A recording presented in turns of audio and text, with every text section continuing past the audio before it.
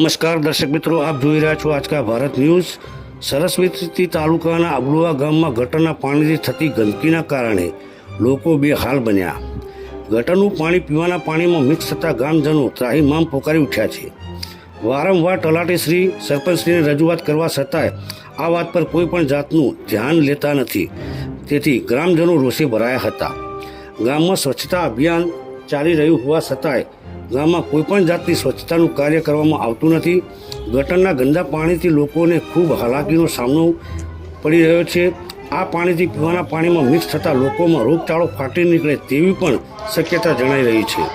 ગ્રામજનોની માંગ છે કે તાત્કાલિક ધોરણે આ ગટરના પાણીનો નિકાલ કરવામાં આવે, જેથી કરીને બાળકોમાં અને ગામમાં રોગચાળો ન ફાટે તે માટે કરીને અમે ગામજનો તલાટીશ્રી અને ગામના સરપંચશ્રીને અરજી કરીએ છીએ।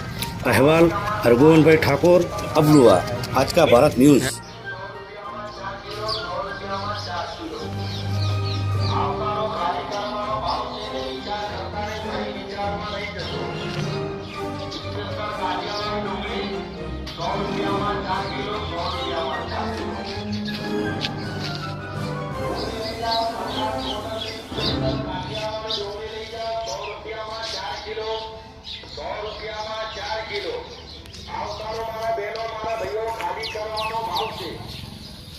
स्पेशल काठियावाड़ी देसी राजकोट गोडलनी डुंगली 100 रुपया में 4 किलो, 100 रुपया में 4 किलो।